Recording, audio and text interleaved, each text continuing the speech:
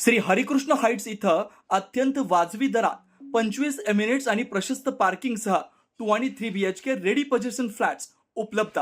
बुकिंगसाठी संपर्क पार्श्वनाथ प्रोजेक्ट 9090 78 78 33.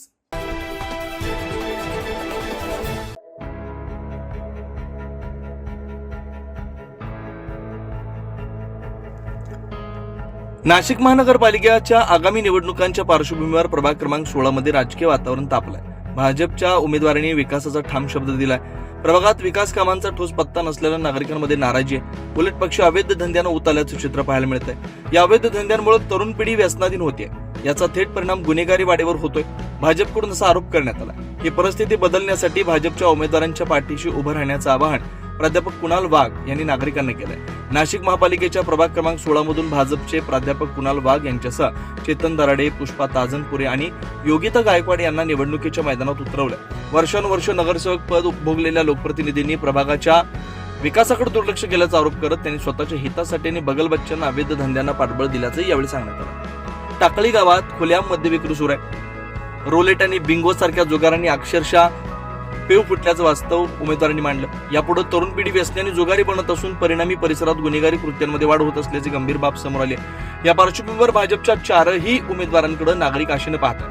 भाजप उमेदवारांनी घरोघरी जाऊन प्रचार करत नागरिकांच्या गाठीभेटीवर भर दिलाय. अवैध धंद्यांचा बिमोड करून प्रभागात विकासाची गंगा आणण्याचा निर्धार मतदारांपुढे मांडला. शनिवारी प्रभाग दौऱ्यानंतर टाकळीतील बुद्ध विहारात छोटेखानी सभा पार पडली. या सभेत भाजप उमेदवारांनी विरोधकांचा समाचार घेत विकासासाठी महापालिकेत पाठवण्याचं थेट आवाहन मतदारांनी केलं. संबंध माझ्या लाडक्या बहिणींनो, लाडक्या बहिणी खऱ्या अर्थानं आमचे मुख्यमंत्री देवेंद्र फडणवीस यांनी आग्रह करून त्या लाडक्या बहिणींचा निधी आणि लाडक्या बहिणींचे पैसे सातत्यानं ठेवण्याचं काम केलं. कारण नाही तर बाकीच्या विरोधकांना घाबरून ती निधी बंद करणार होते. पण असो, हा राज्यातला विषय आहे. आता आपण नाशिक महानगरपालिकेच्या सार्वत्रिक निवडणुकीसाठी सज्ज आहोत. त्यावेळेस या भागातले काय काय प्रश्न आहेत, या भागातल्या काय समस्या आहेत, त्याचबरोबर कशा पद्धतीनं या भागामध्ये काही लोक आतंक माजवत आहेत, याला शह देण्यासाठी निश्चितपणे आपण सर्वजण मतदार म्हणून तुम्ही आमच्या पॅनलच्या पाठीमागे राहाल. मला सांगायचंय तुम्हाला की प्रभाग क्रमांक 16 मध्ये मोठ्या प्रमाणात अवैध धंदे, मटका, जुगार, दारूचे अड्डे. आता तुम्ही म्हणाल, माझ्या आया बहिणींनो, तुम्ही लक्षात घ्या, याच दारूच्या मटक्याच्या अड्ड्यामुळे आपल्या भागातले अनेक तरुण, अनेक युवक, अनेक घरचे कर्ता पुरुष आपण गमावलेले दिसतात. मी ज्या ज्या वेळेस या भागात बघतो तर त्यावेळेस आपल्यातले कर्ते पुरुष गमावलेले दिसतात. त्याचबरोबर मोठ्या प्रमाणामध्ये युवक व्यसनाधीनता होतात. काही जण रोलेट खेळतात, काही मटके खेळतात. अहो, जर कधी आम्ही दिवसभर काम करतो, 700-800 रुपये रोज कमवतो, आणि तो पूर्ण पैसा जर कधी मटक्या आणि दारू मध्ये देत असाल तर घरात ती माझी माता भगिनी काय करेल? पोरा लहान बाळांना कुठून खाऊ घालेल?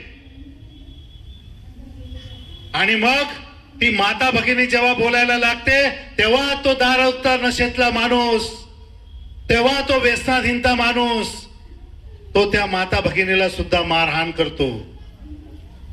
आणि मग ते लहान बाळ सुद्धा केविलवाणी परिस्थितीतून आपल्या माता भगिनीकडे बघतं.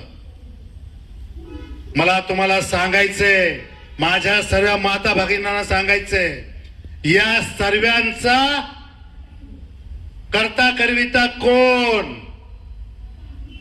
या सर्व घटनांचा करता करविता कोण, याचा सारासार अभ्यास करा, याचा सारासार विचार करा आणि मग मतदान करताना गांभीर्याने विचार करून मतदान करा. नाहीतर मग कोणाच्या दबावाला बळी पडतात, कोणाच्या तरी सांगण्याला बळी पडतात. कधी दबावाला बळी पडायचं नाही. जर तुम्ही भारतीय राज्यघटनेचे शिल्पकार डॉक्टर बाबासाहेब आंबेडकरांनी लिखित संविधानाचा जर कधी आदर करत असाल, कारण संविधान शिकवतं कोणालाही घाबरायचं नाही. का आपल्या टाकळे गावाची जी परिस्थिती होती, पहिले खूप नगरसेवक होऊन गेले आणि तुम्ही बघितलं का रामदास स्वामींच्या मठाच्या इथलं जे गाव आहे आपलं, जे हा परिसर या समर्थ रामदास स्वामींच्या नावानं ओळखला जातो, तिथले ज्या माझ्या माता भगिनी होत्या त्यांना वेळेवर कधी पाणी भेटलं नाही. तिथं ड्रेनेज लाईन नव्हती आणि आपली राजवाडा असेल, त्यानंतर वैदवाडी असेल, ह्या भागात कधीच कोणी काम केलं नाही. आणि तुम्ही टाकळेकरांनी जो माझ्यावर विश्वास टाकला, तर त्या मला जे निवडून दिलं त्यामध्ये मी गावात पिण्याची पाण्याची पाईपलाईन पोहोचवली. पाण्याची पाईपलाईन पोहोचवायची कुठून, तर आमचे माजी मंडल अध्यक्ष भास्करराव घोडेकर ह्यांच्या मळ्यातून आपण पाईपलाईन नेली आणि त्या गावाला पाणी दिलं, आपल्या टाकळी गावाला. तसंच वैदवाडीकडे पण कोणी लक्ष देत नव्हतं, ते पण मी काम पूर्ण केलं. आणि प्रभाग 16 मध्ये यावेळी विकास विरुद्ध अव्यवस्था असा थेट सामना रंगताना दिसतोय. मतदारांचा कौल कोणाच्या बाजूने लागतो याकडे सर्वांचं लक्ष आहे. 9 न्यूज महाराष्ट्र ब्युरो, नाशिक.